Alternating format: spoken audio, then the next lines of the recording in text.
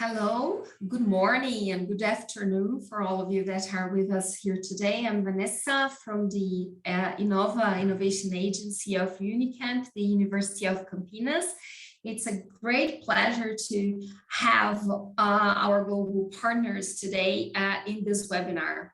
Well, this webinar is organized by a group of universities that some years ago decided to exchange experiences in innovation and entrepreneurship. So this is the third time we meet during the pandemic. In this webinar in special, we're going to hear the experiences of the University of South Africa and Tec Monterrey. We're very glad to have South Africa and Mexico exchanging experiences with us from Brazil. Many thanks again for your participation. Well, some notice about this webinar. First thing is the webinar is being recorded, right? We understand that lots of people would like to watch it and cannot be at the same time. So we're going to record it, and later on you can watch again, or you can ask someone, send it to someone to watch. We're going to have the webinar, the full webinar at the YouTube of Innova. And the links will be disseminated over Innova's social media. So LinkedIn, Facebook, Twitter, Instagram. And well, besides that, about the interaction today. The best thing about having this is the conversation we have right after the talks.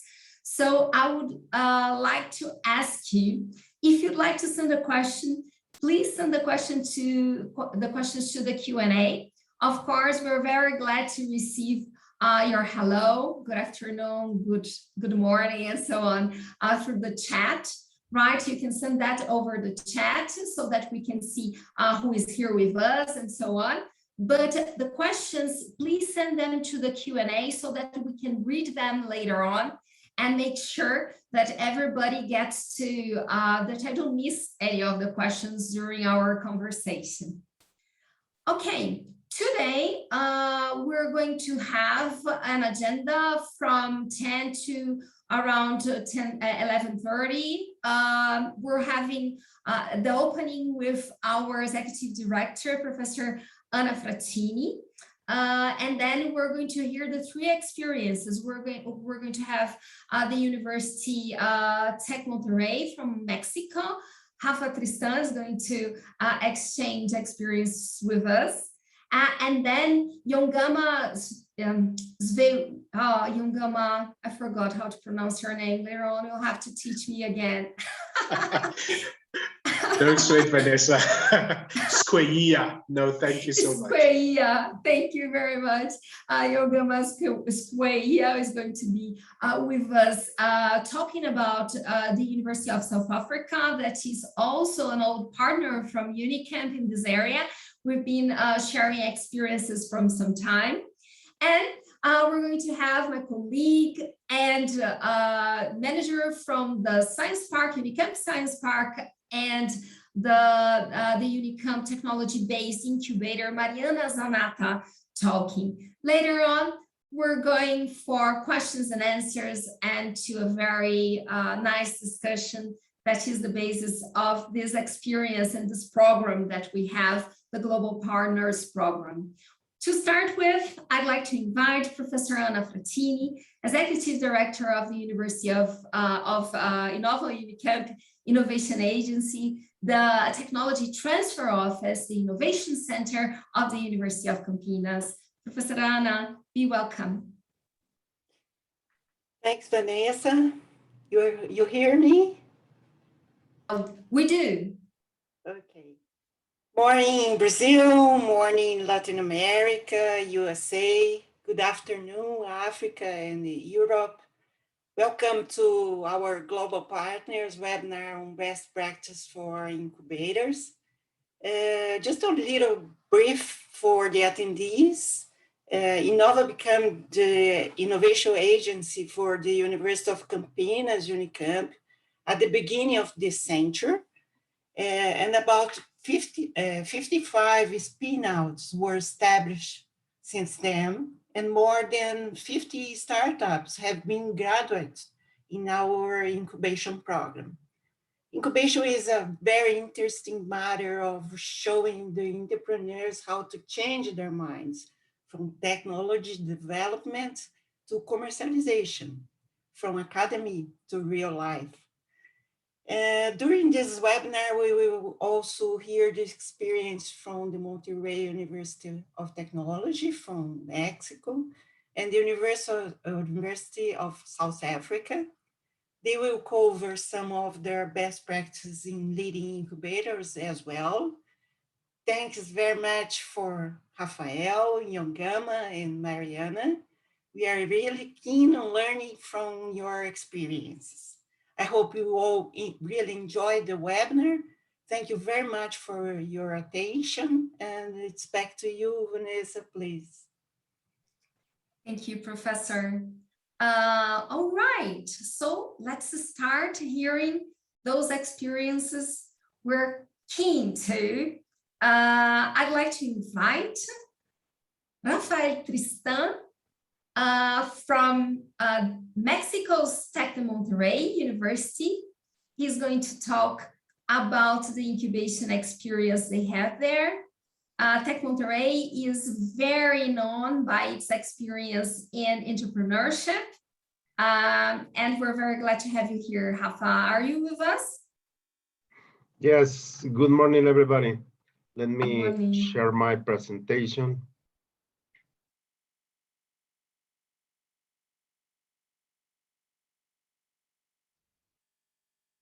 Let me know if you can see. Yes. Yes, yes. Thank you very much for the invitation. Good morning, everybody. Let me share our experience with the incubators. Maybe this is a short time to talk about our evolving model from the classroom to the incubator or the incubator to the classroom. You will have the answer at the final of this presentation. First of all, we are a national university with more than 90,000 students, private, non-profit, and with representations in the different states of our country, Mexico. We focus on the development of the leaders with entrepreneurial spirit, humanistic outlook, and a global vision. If you can see, entrepreneurial spirit is part of our DNA in this university. Let me share some context. In January 2012, Tec de Monterrey decided to create the Entrepreneurship Institute, Eugenio Garza Lagüera, to develop and display entrepreneurship strategies in their community, with their alumni, with their students, with their professors. At this moment, the entrepreneurship in our university was developed by just one subject, entrepreneurship program, Programa Emprendedor, just with one subject in all the disciplines. And the challenge for this institute was to create and develop this spirit in an increasing results of what we want to develop with our community, companies, mindset, and impact in our communities.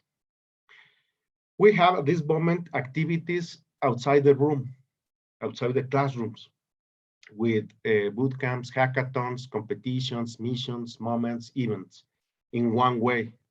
And in the other way or arena, also in the academic, we start to develop different academic experience, like semesters, summers, challenge, and also the original subject entrepreneurial program. But it's important this because there was two arenas, different arenas, the services of the incubator and accelerator, and in the other hand, the academic efforts to develop the entrepreneurship. And our model evolves from this part to merge these two efforts in one effort, This is the actual model in which we are working. If you can see at the top of the image, there is an entrepreneurial initiative, then this convert in a project, then a startup, and then in a company. But this is focused in the development of one competence, the entrepreneurship competence. We focus on the person, the development of the competence of the person with a conscious and innovation ingredients. How is my impact in the world? And this impact is different, is innovative, this impact. And we work on this in two arenas, the co-curricular program, the original co-curricular programs, and also the academic programs. And we push the students to create and push them to the green zone to do a conversion and start a company and grow it. We have three departments helping this strategy. The academic department, where there is a special academic department developing entrepreneurship activities, and also gathering all the data that we have in our programs and the results of our programs to our research lab, and we create a virtual circle of learning of what we are doing with our programs in entrepreneurship. And also the green zone and the orange zone, we are working with transform the entrepreneurial initiatives in startups and companies. How this work in the practice? For example, one initiative, our educational model, we put at the center a challenge. The challenge is to create a company in one semester with all their subjects that they have to course to get their degree. But they have one semester to create a company. That's the challenge. The faculty act as a mentor of an incubator. That's the reason why I say if you take the incubator to the classroom, the faculty also teaches the content of the discipline, but also push the student to get their challenge, to create their startup. And also the environment is real. The problems or the opportunities in the environment is very real. They get relations with real customers, with government offices to start their business, and also the dynamics of what are happening in the environment for their startup. What exactly is this model? It's a competency-based full-time experiential program for any undergrad students willing to develop their startup idea. The challenge is the entrepreneurial project. The key partners are all the different actors in the ecosystem. You know, it's customers, government, etc. There are 14 teaching modules distributed in 16 weeks. Maybe this is, and I think we will talk about this at the final, this is a model, a challenge for the display of the university traditional model of how they offer their courses. We select students after fourth semester. We think they are ready to start a challenge in these conditions. And also, it's important the part of the faculty. In this kind of semester, participate for one group, maybe at least 8 professors, and at least 8 professors, and you have to do a selection or training before for these professors with entrepreneurial education. If you find professors with entrepreneurial experience, is the best practice for this semester. What are the different competences that we develop? One that it's very important is to evaluate the resources and to assemble them. That's a really challenge with the students. They have an idea, they create a project, but how do they assemble the resources to make a MVP or to make a prototype or to make a real product is really a challenge for them. And what do they learn? It's very important. Also, we focus in some of the part of the content to create a value proposition, a very winning value proposition for their customers. Also, they go to the street to get customers and validate their ideas, and then adjust their products or services, and come back to the street and ask for more feedback and know what is happening with their value proposition. Also, we train them in different communication strategies. One, with their customers. Second, with their team. And third, with possible investors. That's the strategies of communication that they practice in this challenge. This is a brief of what happened in these 16 weeks. You can think that this is maybe an incubator program, but no, it is a semester program with these different subjects, topics to develop the project. You can see that there are different moments, different professors participate in these different 16 weeks. Some learnings of this practice after 4 years doing this is a high touch approach and coaching and mentoring. As you know, the professor participate as a coaching and a mentor, and we have to help them, the professors, to do this task. We prepare them with some workshops to participate in this. Don't forget to select professors with entrepreneurial experience. It's very well. Also, we found that the faculty involvement in this process is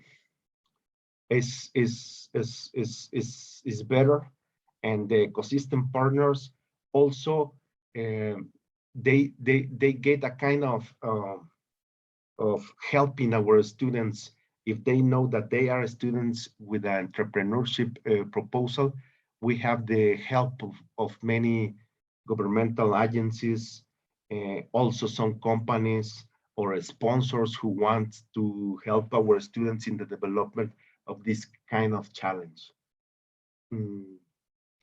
This process get us a result for our incubator and accelerating services. We get the input of better proposals or entrepreneurial projects with better conditions to continue in the process to get a company. There are maybe not many, but we have better startups. Also, that we find that it's very important is don't have a process for all the entrepreneurs, a process, the same process or services for our entrepreneurs. Maybe the first version of our incubator, it was there. But with this, we focus in the real development of any of those startups. If the startup is engineering challenge, we have the team of engineers, our professors with that background to help them. Or if the startup is focused on maybe software development, we have professors to help them with this kind of challenge. The customizations, I think, is also the successful ingredient in this process. And also there is a new way to assess our students. This new way to assess them is that we assess them in 3 arenas. The first one is the competence of entrepreneurship. The second one is the content of the subjects. And the third one, their startup is working or it is not working. This is our cycle of entrepreneurship in our incubator and accelerator. The first 3 steps, inspire, discover, and validate. You can see this task, these steps were made in our semester in the academic program. So we get the students with these 3 steps to continue in the next 3 steps, the final 3 steps: launch, growth, and scale. And that's the successful ingredient to get input with some startups with more conditions to continue in their process. If we see in a traditional way, we have 3 programs for in our incubator: discover, launch, and growth. It depends of the stage in which they are working, but I can, with the pointer, if they course semester E, they do this, and they do this.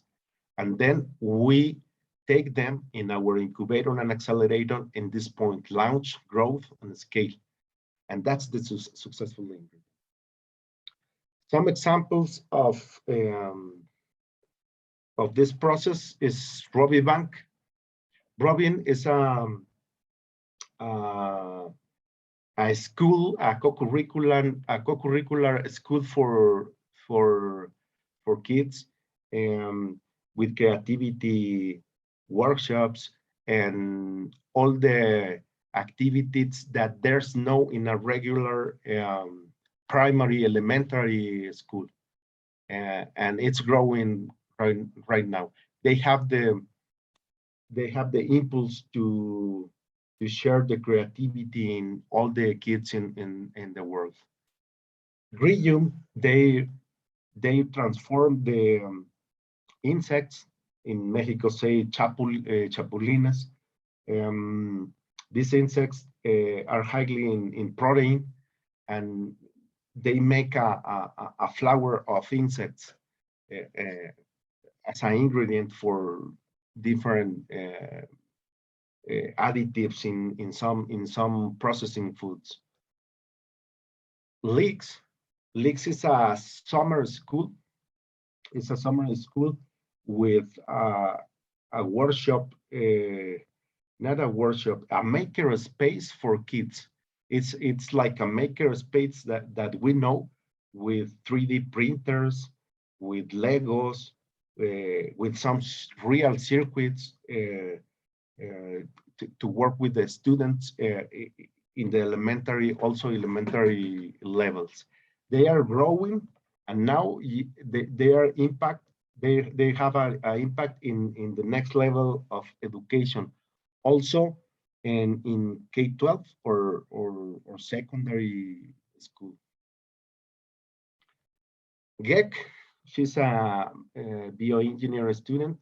She created a bioplastic from the orange shell, and also she has an impact with this kind of fiber that she creates, no, from the orange shell. There are different applications of this shell with some characteristics, and she's working with this. What say our students of this model, of this process? It's practical and experiential. You realize your personal strengths and weaknesses. You work on your own project. It pushes you out for a comfort zone. and it's the project, and also is the professor mentor who is pushing the students to get out of the comfort zone. They give the tools to apply in your project. Also, that they report is that they have the content, the discipline, and the homework is to apply in their project, and that is very useful for them. It's challenging, risky, and you have to overcome fear.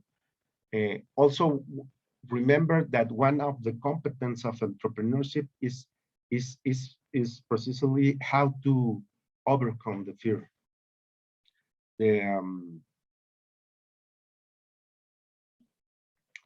You live the experience of starting independently, whether you create a venture or not. And this is important because also we focus on the creation of the startup, but we don't forget that we are focused on the center of the person. That's the key. And some learning for us as university, we get some unwanted outcomes, and let me explain what are the unwanted outcomes. It's not the company, it's not the startup, it's the mindset, the most important thing that we want to create in our students. If we focus in the mindset, we wet the company, we wet the startup. I refer with the non-wanted. If we center in the person, the entrepreneurship, it will flourish in any moment, in any discipline, and we will get the results for this.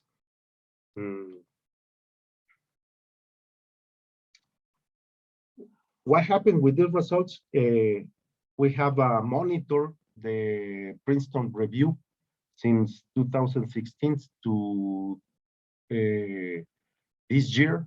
We get the 5th place in the top schools of entrepreneurship. This strategy is working for us. We are also adjusting some things, but it's working for us. We have more startups. We have more entrepreneurial competences developed in our students, and we are working on it. Thank you very much. Here are my dates. I have many thanks for talking to us and bringing your experience here with us. I already have many questions for you, but I'll make them later on. If you have any questions, do ask in the Q&A, because we're going to talk with him right after the 2 next presentations, right? So make your questions right there. Well, our next invited person is Yongama. Yongama will bring to us the experience of the University of South Africa and the incubation program. Yongama, are you with us? Thank you so much, Vanessa. I cannot see your video. I don't know if it's only me or if you're not opening it. Sorry, I had not opened it yet. Sorry about that. Okay, hello, now we everybody. can see you. Hello. Be welcome. Thank you so much. Good morning, good afternoon, and good evening to all our colleagues across the globe. It is such a pleasure for me to come to you today and speak to you, sharing some of our thoughts and insights and experiences from the University of South Africa.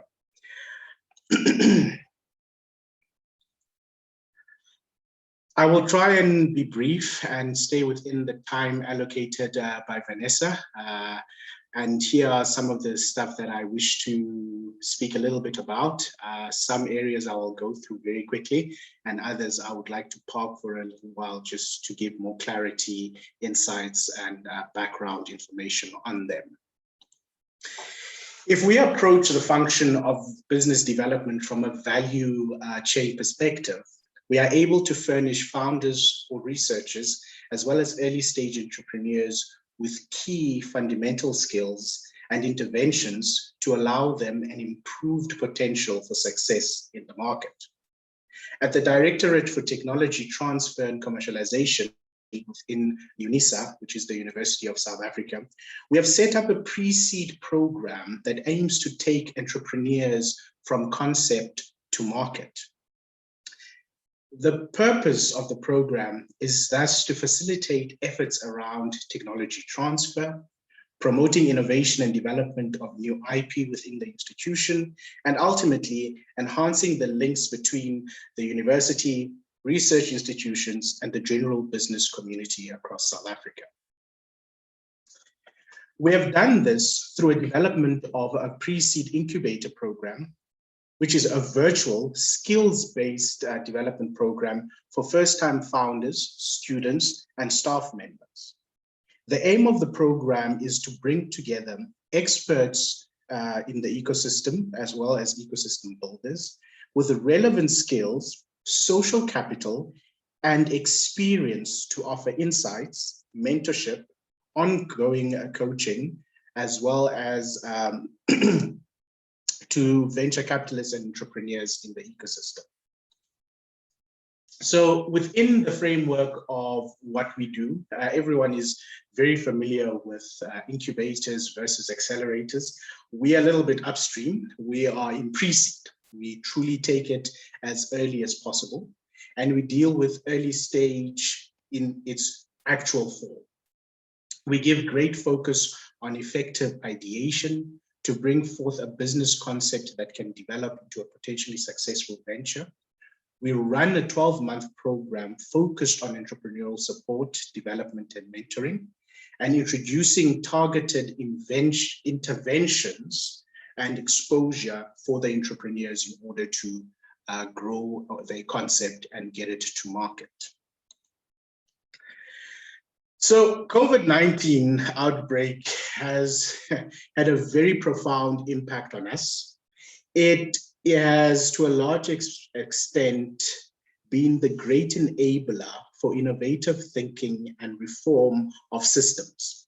We have now, during this time, we've been able to open our incubator efforts to more people, as contrary to traditional ways of doing it, where the programs were exclusionary and prohibitive, largely based on where you are in proximity to the incubator space itself.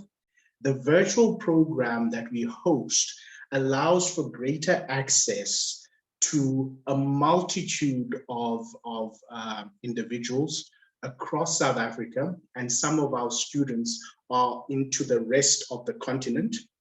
I think the furthest participant that I can think of was a gentleman that was in Cameroon, also being part of the incubator. The interventions for our virtual program,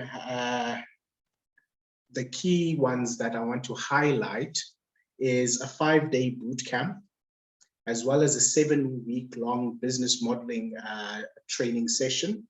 And this is supported with talks by leading entrepreneurs and thought leaders within the ecosystem. All of this done remotely, the comfort of your home or where you are able to access it. So the boot camp itself, as I said, it's a 5-day boot camp, and we look at areas such as innovation, creativity, idea generation and development, value proposition definition, customer segments and the channels to get to those particular customers that have been identified, understanding the pricing structure for entrepreneurs, understanding your total cost versus possible selling price to have the revenue, defining and building a product or a service, and testing and creating your MVP. This is now your minimum viable product or minimum viable service offering, depending whether you're having a product-based business or a service-based business. The business model canvas training covers subjects related to business model canvas to help structure business models and plans that can have effective application and traction in the market. It is rooted in reality and feasibility, and I need to highlight this. Rooted in reality, in the sense that we try to give practical skills for entrepreneurs to be able to have something that they can go to the market with, something that is feasible, something that has a predefined or identified target market, in order to have that much stronger business model in order to have traction and possible success in the market. We cover areas such as crafting a value proposition. Once again, the business model canvas training is a 7-week-long engagement for the entrepreneurs. So it really occupies their time, and they put in significant efforts on that. The areas, as I said, that we cover are crafting a value proposition, understanding key partnerships to sustain the business, defining customer segments, quantifying the market size and the opportunity with a route to market strategy, as well as the financial aspects of a new venture. This is now looking around revenue models, funding models, etc. So these are some of the key ones that I've listed, but over the 7 weeks, we're going to in depth with all of the key areas of business model canvas, as articulated in the understanding of a business model canvas. I wanted to show you our model in its totality. As I said, it is a 12-month engagement, and I will not go into detail in terms of the graphical representation, but to break down the different phases. So the initial phase, or the ideation phase, is a 4-week term where we look at idea generation, idea validation, and the idea refinement before the entrepreneurs go into the foundation phase, where they'll undergo the 7-week business model canvas training, as well as other interventions, including the 5-day boot camp.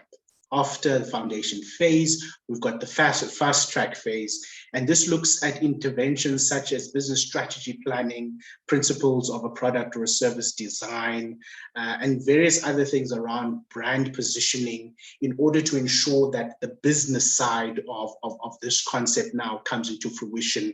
It gets a tested market and is able to launch. And this phase is typically about 6 months.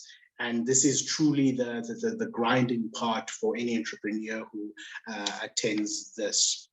Then after that, we've got startup formation or incorporation before they go into the investor readiness phase. This is at the where we bring in different players within the ecosystem, from venture capitalists to development finance houses, to give insights and inputs on where they need to improve their pitches before we have a final demo day and product showcase to see what is available for them in terms of financing or funding support to take this to the market. So from all of this, we've come to learn a few things. Chief to our environment is that a virtual offering allows for greater participation. Given that we do not struggle with a great number of different time zones, participation is quite good. We have a better able to secure leading speakers on a virtual events, as opposed to when we had these events in the physical world. And we can secure speakers from all across the world now, which kind of makes this whole global village argument a reality under the virtual offering. It has also allowed for increased access to skills development tools, as well as sessions for entrepreneurs to improve themselves.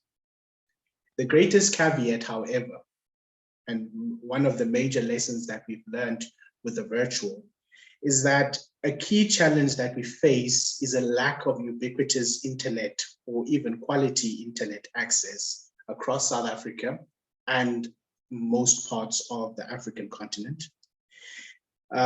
This has curtailed our ability to reach the masses that we would like to reach, especially in the peri-urban areas and the rural areas of South Africa. But other than that, we think it is the best model for us. It allows us to reach more and to give quality access and education, skills development, and support to a vast array of entrepreneurs across the country and parts of the continent. Thank you so very much. I look forward to your questions and delve into those. Thank you, Vanessa. Thank you, Yongama. Great speech. If you have any questions for him, please write them into the Q&A, questions and answers, and we'll just talk to him again right after our next speaker, that is Mariana Zanata. Mariana is the manager for Unicamp Science and Technology Park and technology-based incubator. Maria, are you with us? I do not hear you. Yes, I'm here. Okay, now I see you. Many thanks. I was putting my phone again. Okay. So, good morning, good afternoon, everyone. Thanks a lot for the invitation, for being part of this webinar with our global partners. So very nice presentations. I will share my screen with you to talk a little bit about Incamp, our incubator here at Unicamp. So I focused on our experience at the incubator, but we also have some classes related to promote and to stimulate entrepreneurship at university. But today I'm going to talk about our experience here at Incamp. So just to make a brief context here, so as Vanessa and Professor Anna talked about, we are the innovation agency of Unicamp, and we have as mission to identify and promote opportunities to stimulate innovation and entrepreneurship activities, okay, expanding the impact of teaching, research, and extension, always in favor of sustainable socioeconomic development. And we have four main areas here at the Innovation Agency. So the first one is related to intellectual property. So we have a team that takes care of looking at technologies being developed at university and to understand and analyze if they can be a patent or not. And then we have the partnership and contract area, and they are going to make the connection with market to understand and to offer these technologies that were developed by university with some partners sometimes, and to offer these technologies to market and to transfer these technologies and really turn them into innovation, okay? And then we have the institutional relations and communication area, which Vanessa is the director. And finally, the Science and Technology Park, Incubator, and Entrepreneurship Activities, which I am related to, okay? So talking about our Science and Technology Park, so this is our localization here inside Campinas campus at Unicamp, okay? So this blue part up here is our official area, let's say, and we have there 4 buildings. We have also the building of the incubator down here in the map. And Unicamp recently acquired a new extension area here where there is 2 main large houses, and Innova is now at one of these houses, and the other house is what we call the annex building, where there are some startups and also a very nice place to do some events and conferences and parties. And unfortunately, we just moved there February of 2020, and we were there for 1 month, and then we went home, and we are still at home, but hopefully in a few months we will be back.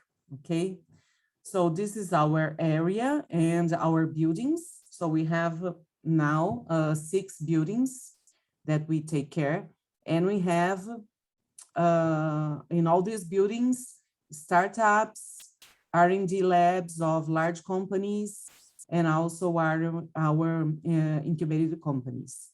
Okay. So who can be part of our community here at our Science and Technology Park? So companies that want to do R&D activities with university, and for this they want to establish their R&D lab here at the university, okay? And so like this, we have Samsung, IBM, Motorola, some national companies as Idea Group, Semantics, MC1, okay? So all these companies, they have their R&D labs here with us. And for this, they have R&D contracts with the university. And so they have professors and students doing research together and things that are really at the edge of the state of art of technologies, okay? Startups can also be part of our community because at the beginning, there were only R&D labs, but we more and more were receiving demand from startups that want to be part of our community.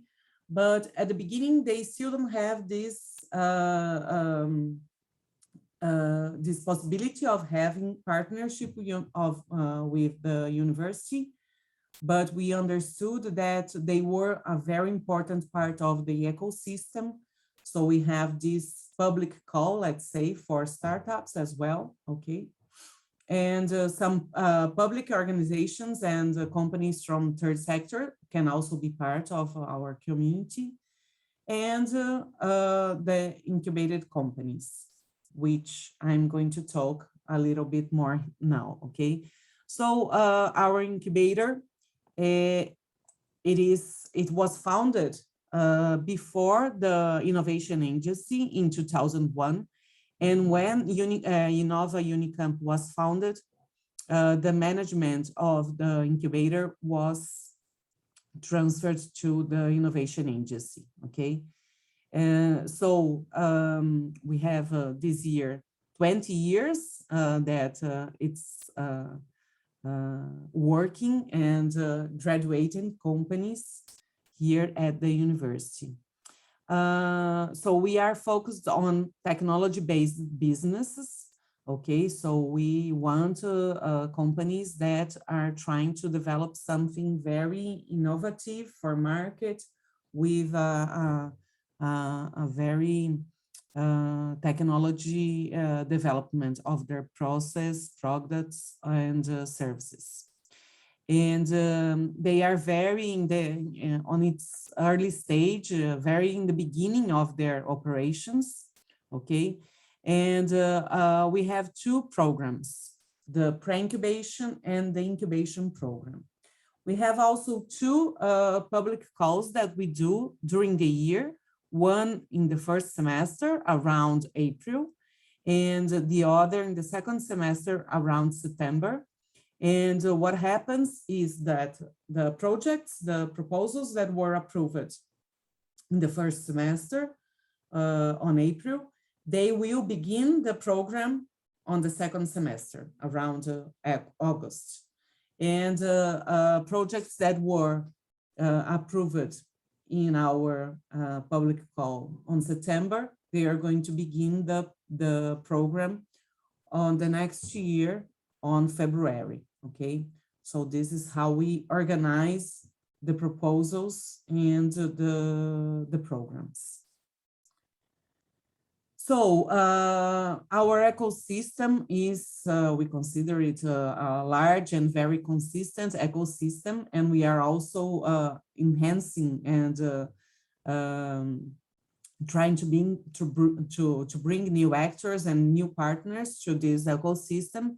So we have the academy related to you, global partners, to the community of Unicamp, professors, students, research groups, and we have also partnership with Berkeley Skydeck, with Rede Empreende, and we have also government part of our ecosystem to promote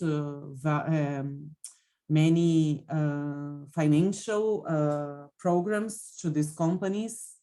So we have also the town hall of Campinas, sorry, as part of our ecosystem. Many companies, so alumni companies from Unicamp, startups from our region, multinationals, and we have also society that are partner of our ecosystems, okay, like investors, some associations, Fundação Fórum Campinas, Campinas Tech, which is related to startups of Campinas. And this is our programs. So on the first semester, we have like some workshops to, let's say, to put all the entrepreneurs in the same level. These workshops are related to business model canvas, to MVP, to customer development canvas, also how to do a pitch, how to talk to investors, about validation, okay? So pre-incubation companies or those that were also approved automatically for incubation, they do on this first semester, these workshops to put everybody in the same level of knowledge, okay? And if the company is was approved for the pre-incubation, they are going to do these workshops, and the main goal, the main objective of this pre-incubation is to validate their proposal, their project, because sometimes they're not a company yet, but they have this idea, this project, which they want to see if it's worth investing time and money and team on that, okay? So after this validation process, if this project that were at the pre-incubation, if they are okay, if they validate their proposal, they can go directly to the incubation program, okay? And during the incubation program, we have some individual meetings with these companies where we monitor 5 main axes, let's say, related to entrepreneur, technology, capital, business, and management. So during the whole journey that they have with us here, during the 6 semesters, they can be at the incubator. We are going to monitor these 5 axes here to see how they are improving and where they need more support from us, from our partners. And with this, we also offer them some conferences and also workshops and collective meetings. So related to marketing, to sales, to negotiation, and to project management. So we try to identify what are their main obstacles, difficulties, because the major part of our incubated companies are related to people from university which have a very large academic knowledge, but not so large understanding of market and management. So that's what we try to bring with our partners to this program. Okay, so we have a collective and individual meetings with them, and also some mentoring meetings where we bring our partners to do some speed mentoring, to talk a bit about some issues with them. Okay, so we do this along these 3 years, these 6 semesters that these companies can be with us in our program. So this is these are our companies that are part of our program nowadays. So related to each semester. So we have just started a semester with 6 new approved companies, 4 of them in the pre-incubation and 2 of them in the incubation.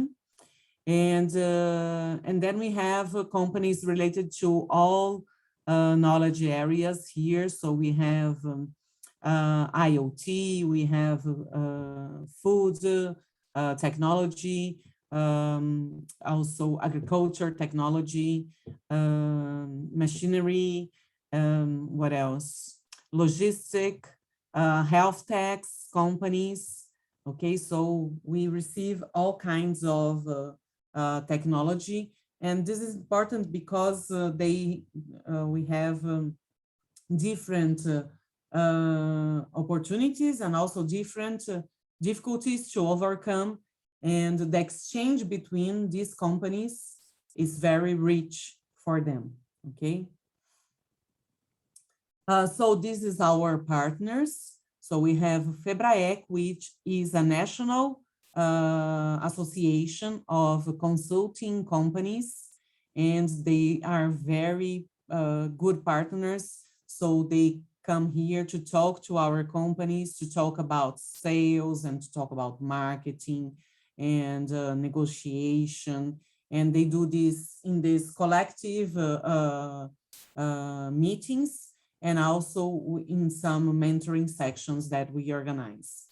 We have SEBRAE, which is a national association also to support small and medium companies. And it's very known on this service that they do for small and medium companies. And they have some programs also to support startups and incubation. And we have an agent of SEBRAE that is part of our team, let's say, is a partner of our team. And she also monitor the companies with us on these individual meetings that we do. And they have a very large networking in many sectors. So it's a very important partner to bring this knowledge on how to support small and medium companies, and also with its very rich networking. There is also IBM Global Entrepreneur that supports some companies that need cloud services. And it's missing in this sense two other partners, the Amazon Web Services and also Siemens. We've tried bring some of their softwares for our startups to use during the time that they are here at the incubation. And also Rede Empreende, which I think our partner here, Rafael from Mexico, knows. Rede Empreende is a very large international network of universities of countries from Portugal, countries as Portugal, Spain, and also in Latin America, Mexico, Colombia, Peru, Brazil, Argentina, and Chile. And these universities, they are related in some programs financed by Santander. And one of the programs that we have is called lending. So companies, startups that are part of our incubators and science parks can go to another country to visit their incubators and parks to do like a soft landing to understand what is the market of that country if they want to internationalize their business. So it's a very, very interesting program. And we have 3 companies related to our park that are part of this program, okay? And it's a pleasure also for us to talk about the certification that our incubator has. It's a national certification offered by Amprotec, which is the national association for science parks and incubators here in Brazil. And together with Sebrae, they give this certification called CERNI for incubators all over the country. So we have to follow some best practices that they give to us. And with this, they do a kind of assessment of our process and give this certification for us. Okay, so in 2019, we were certificated in the first level of this certification, CERNI. Okay, and we are now working on the second stage of this certification, where we have to work on our strategic management to enlarge our boundaries and also on our evaluation services. And so we want to go further on this during the next years. And what we learned, what were the benefits of these certifications for us and also for the ecosystem and for the incubated companies. So we could improve our methodology for monitoring our companies, considering that 5 axes that I told you, okay, in a quantitative and qualitative evaluation. We could organize better our indicators, our reports, and our internal process. And we could improve the attendance of our companies on their specific demands, considering these individual meetings that we offer for them, and organizing the projects into 2 teams, let's say, two phases, let's say, beginning on the first semester and on the second semester. We could improve the interaction between these companies and also bring a sense of belongings for them, okay? And it also brings recognition at the state level and the national level as well, as one of the few incubators here in São Paulo. And with this certification, we can also be part of some public calls and some opportunities that if you are not related to this certification, it's not possible for you to apply, okay? And I also brought here a spin-off case that we have. So these 3 gentlemen here, they are the founders of Rubian Extracts. So the 2 young guys, they were part of our Unicamp Challenge, our business model challenge here in 2014. And the other senior guy here, he was the mentor, the executive mentor of this team.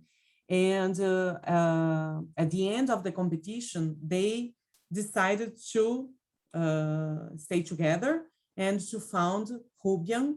And they licensed at the time 3 technologies from university related to some natural extracts of jabuticaba, passion fruit, and also urucum. I don't know how to translate jabuticaba and urucum.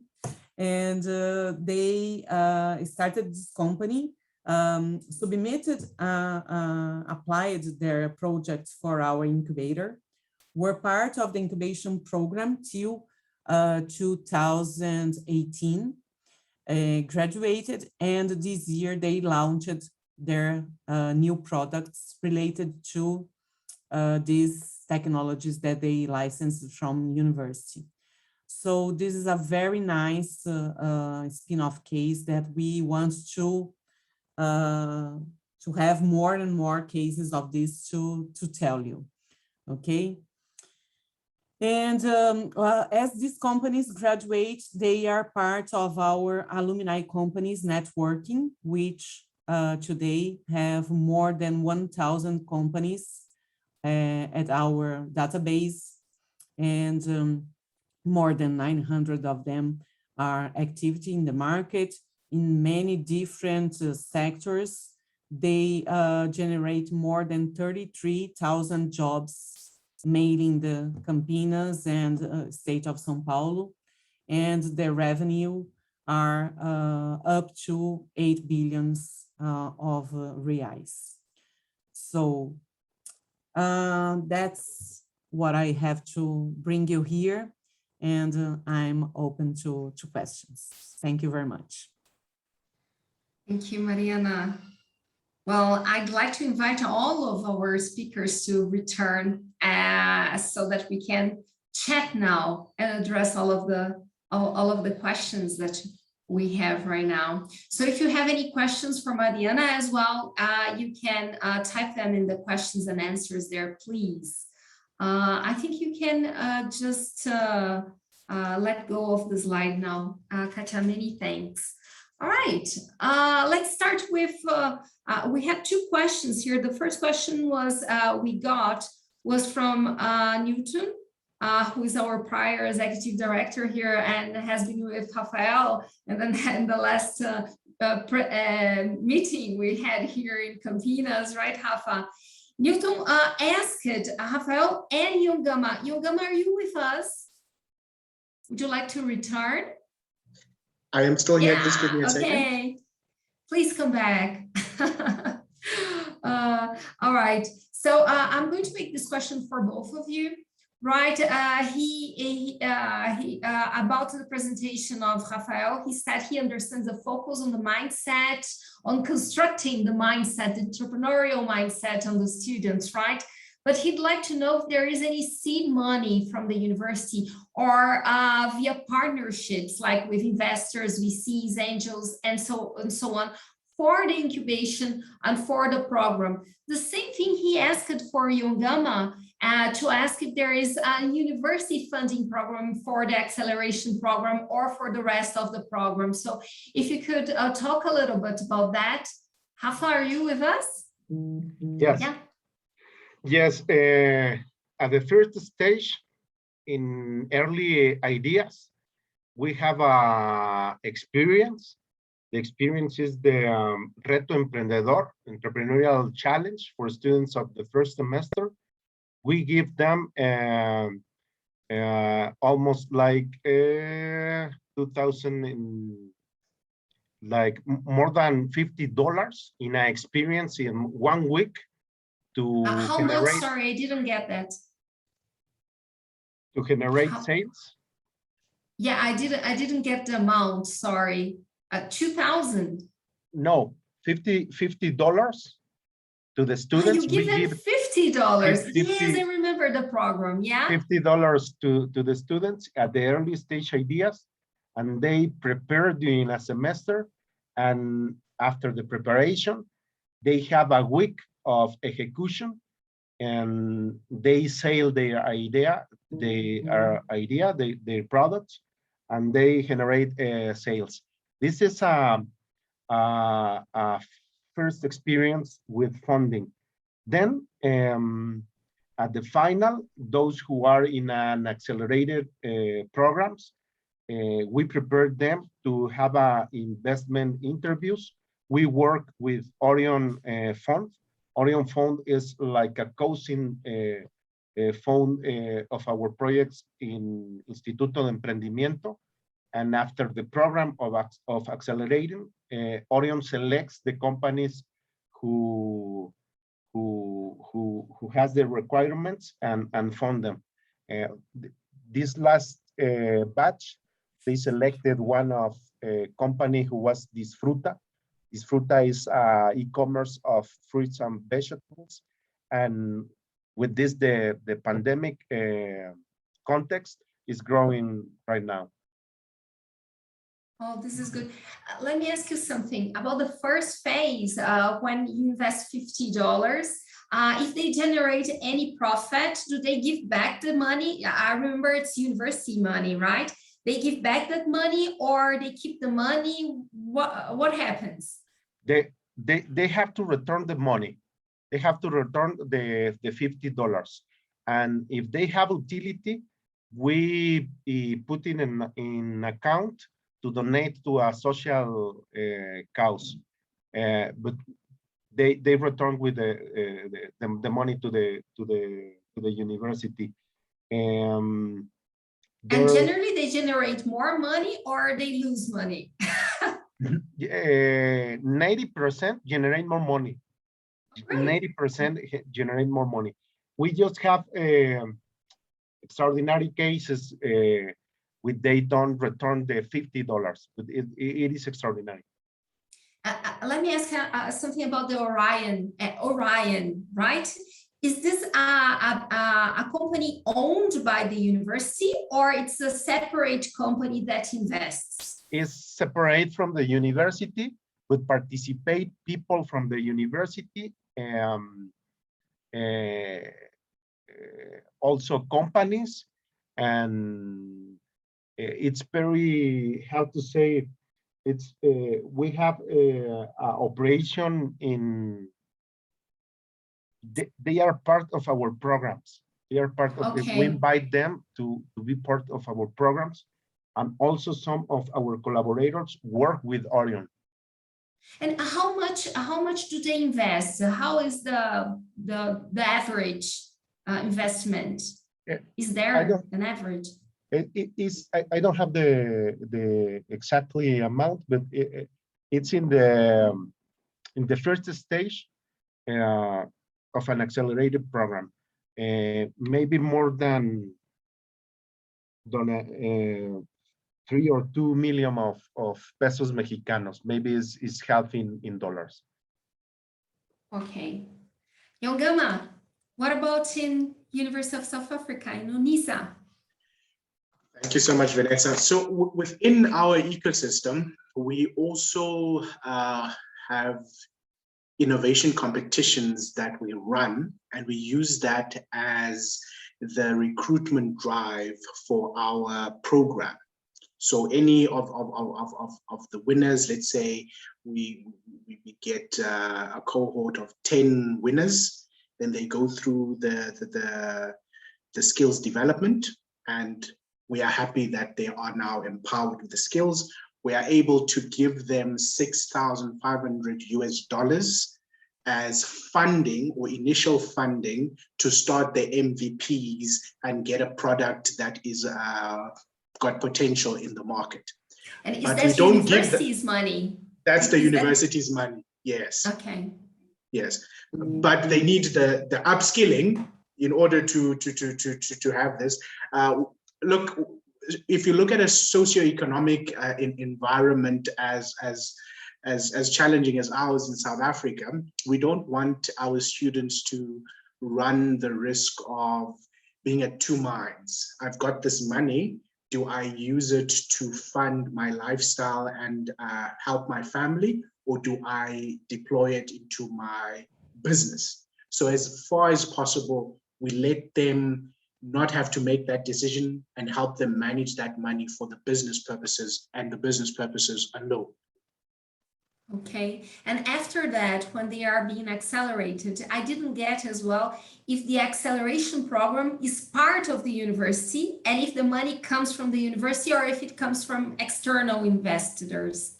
The money comes from the university initially to have the MVP, which is the 6,500 US dollars.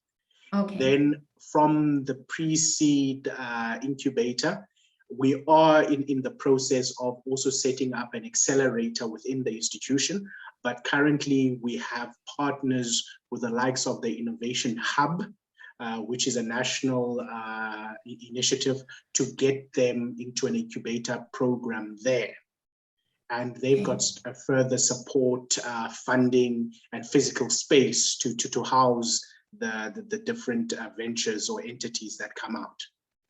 And when you put the money, do you get part of the, do you get shares of the company? No. What about in Orion, Rafa? Do they get options from, do we say options? Now the term got me. Yeah, no, it technically is options or in a safe or anything like that, but we don't do it.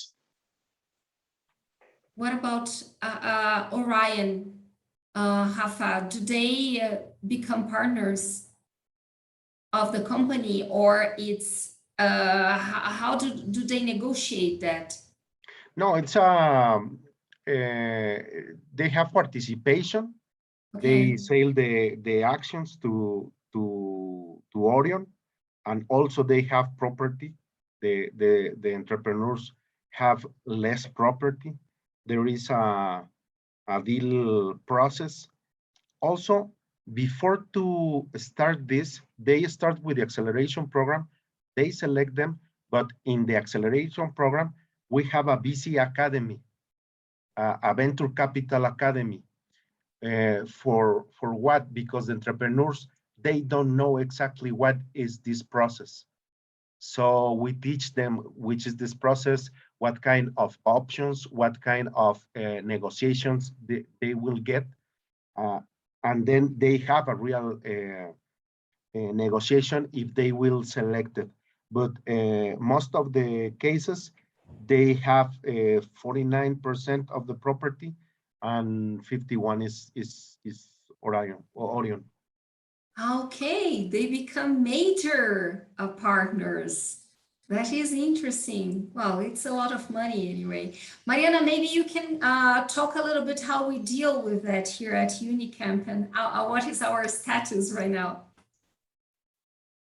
How we deal with investors and Yes. what are the thoughts? Yes.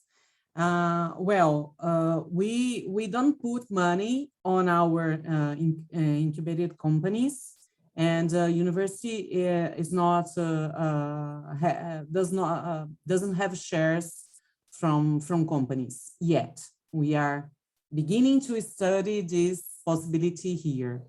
What we give is during our Unicamp challenge, we give some money from for the winners of the competition, okay?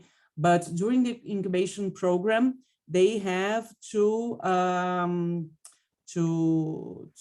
fight for their own money. What we do is to support them on finding some public financing funding, yes. Like FAPESP, which is a public agency here for research, and they have some programs that support companies at the early stage, funding their research. Okay, so money for marketing, commercialization, and other things. They have to look for investors and also their own money.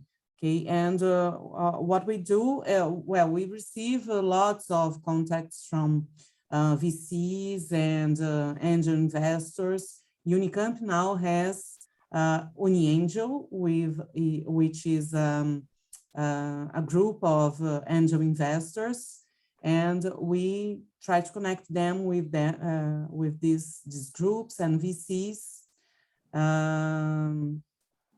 And then it's with them to try to negotiate and receive these investments. It's our role is mostly to connect, right? Mm-hmm.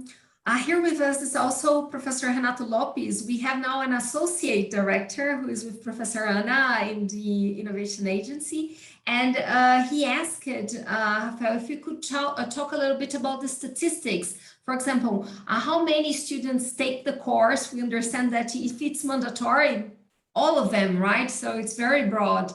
And then how many of them continue the process and open the companies? I believe this is quite hard to keep up with, right? Because you're just planting a seed, and perhaps those students will open a company many years later, right? But do you have any kind of statistics that could show us this path? Yes, I got something.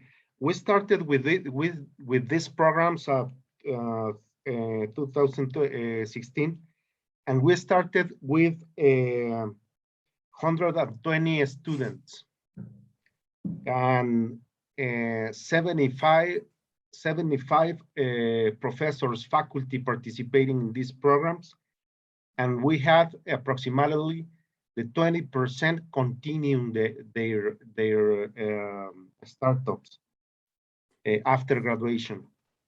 And the numbers today is more than 500 students in these programs, more than 120 professors and faculty participating.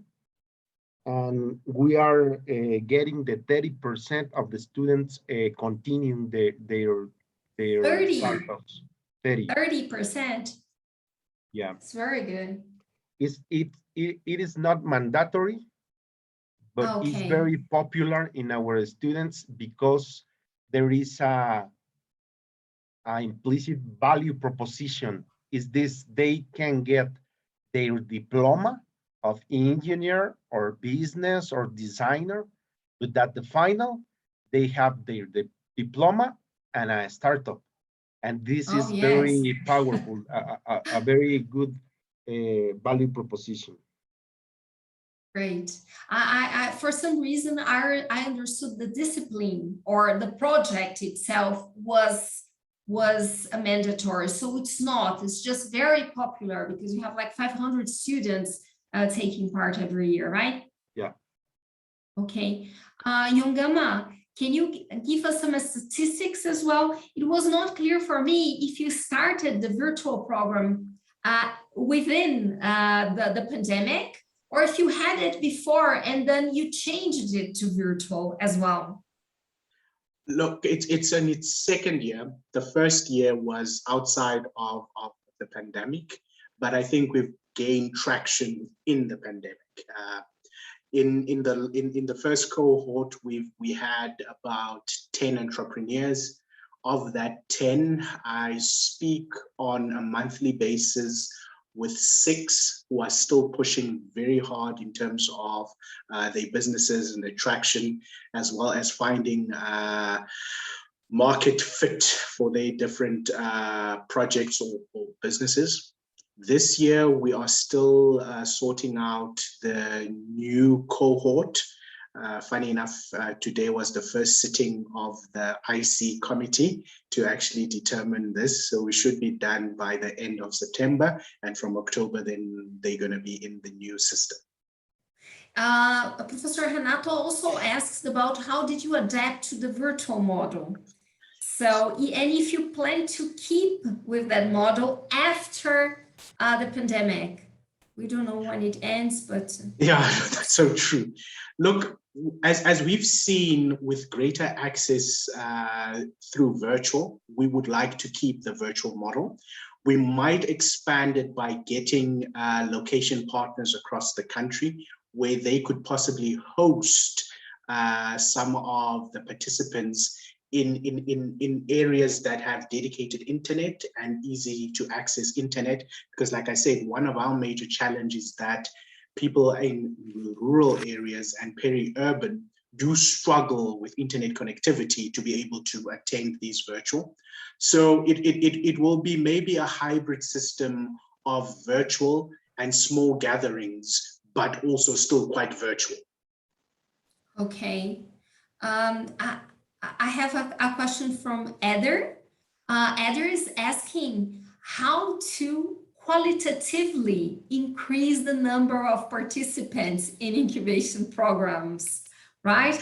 I guess Mariana also struggles with that. And we are also doing lots of plans and pre-models so that the quality increases. And well, sometimes it quite works, but I'd like to hear from all of you. What do you think are the insights of that to have better models and to have better proposals to them, to the incubation programs? I mean, Rafa, would you like to start? How to increase the quality? The quality, yeah. Yeah. The process or the experience in the academic arena, the classroom, with this kind of experiences like Semester E or Entrepreneurship Challenge or a summer school, these start to work with the students in their initiative. And when they came to the incubator, they have they have worked, they have developed more the idea. This increases first the input and also the quality of the projects. And then we have to work in the last three steps that we have, no? The launch, the growth, the scale. Let me ask you something. You talked about a lot about building up the qualities of and the capacities and of the students and so on. Do they work in group, or the projects are projects that are individual projects, or they can work both? They can work individual, or they can work in a team. Okay. Mari, can you talk a little bit about quality? Yeah. Well, I didn't talk in details about our class.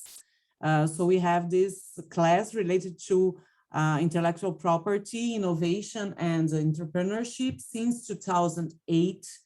And during the years, we tried to improve this class, bringing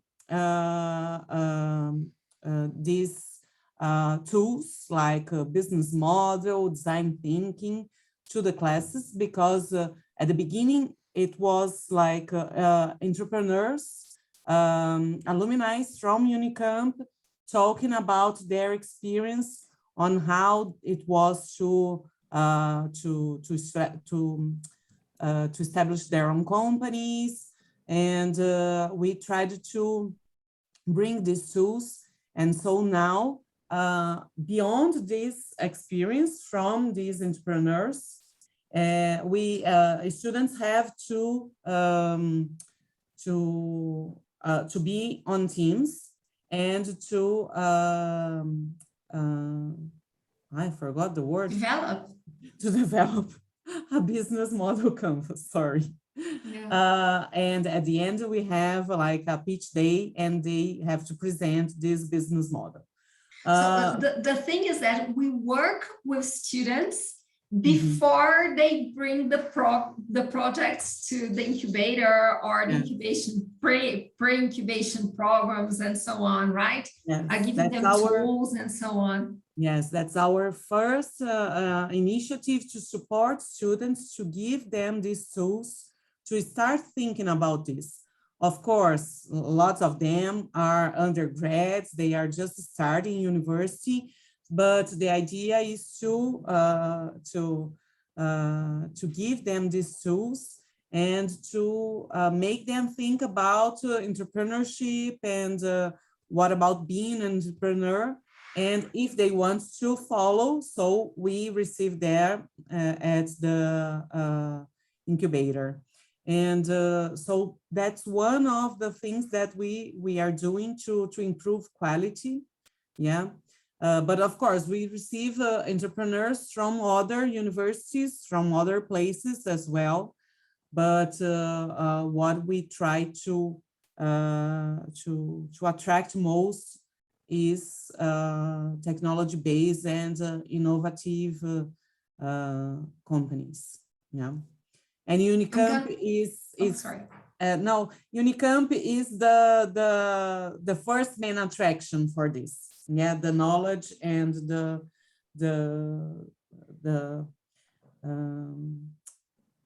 even the structure and the connections we offer them, right? So it is. Yoganda, what do you think? How do we increase quality on the projects? I'm quite jealous at Mariana that her institution already attracts and it's in the ecosystem. That's lovely. That's what we are working towards. I think from us, what we've seen, I used to farm, so my analogies are around farming. The seeds are the same, which is the skills development. It is the quality of the soil that will be the factor of differentiation. So if one is able to determine as early as possible the potential entrepreneurial beliefs and understanding in the individual, the better quality that you would have as an outcome. Because as much as we focus on the content that we give, if the content is not being planted in soil that is accommodative to it, it's irrelevant what we are doing. So we try as early as on in the process to determine whether someone has the personality to be an entrepreneur. As we all would know, it is quite different to building traditional careers. It needs more robustness, someone who has a high tolerance for ambiguity and defeat to be able to stand up again and go forward. So we try and find those little telltale signs of somebody who has the capacity to be an entrepreneur. We empower them with the skills and we support them in the ecosystem with access to people, to markets, to coaches and things like that in order to do as best of a qualitative investment in them as possible. Great, many thanks. Okay, I have a final question. I would like to know if you two interact with your alumni as part of the ecosystem, and mostly with the alumni that are entrepreneurs. And how do you interact with them? Rafa? Let me know if I understand. How do we interact? If you interact with your alumni. Yes. And how is that? Mostly with the alumni that are the example, right? Those who created the companies. Yes, this with alumni, we have the same services, not the academic, but the incubator and the accelerator. We offer programs for our alumni. Most of our participants are alumni. I think the 80% are alumni. And we have some programs or this experience, the academic experiences, and also the incubator and mentors are alumni. That was the point. I was wondering if they, for example, do some give back somehow. Yes. You understand? Like if they interact with you, volunteer somehow, how is that? Sometimes volunteer. For example, in the first semesters, in the early stage, we invite alumni to be mentors in short experiences, like a hackathon or some workshops. And in the final, in accelerator programs, we pay them to our alumni who has the experience and the knowledge and the technique of some technology. And they are doing companies, and they are developing something in their professional or entrepreneurial lives. I feel this is the key. This is like a nutrition, because they have the experience. They can share the how to avoid mistakes for our entrepreneurs. Okay, thank you. Yongama, what about you? Do you guys interact with your alumni? They do have some volunteering or give back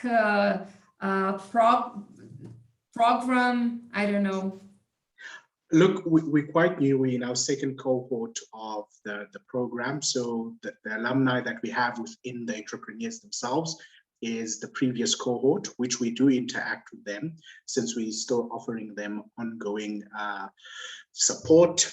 But from the academic and alumni who have been with the institution, that's where we get most of our speakers, our coaches, and our mentors to come through and support the entrepreneurs.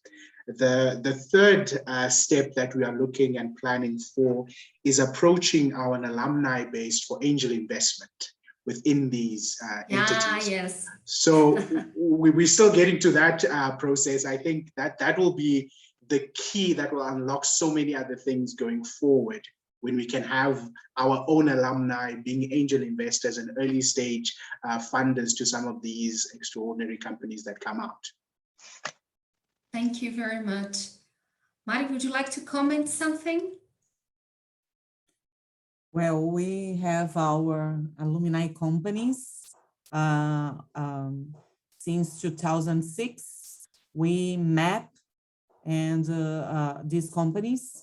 So the idea is to have this networking, and these people, they are part of this class that I told you. So they come here to talk to students about their experience, how it was to entrepreneur, what's easy, what's not easy. That's the main important, the most important learning for them. And they are also mentors and sponsors of our activities. And the idea is also for them to talk to each other, to make business with each other, because they can be partners and customers. And so, as I told you, we have more than 1,000 companies mapped at our database. And every year we try to bring more companies, to identify more companies, and so we can improve interact with them.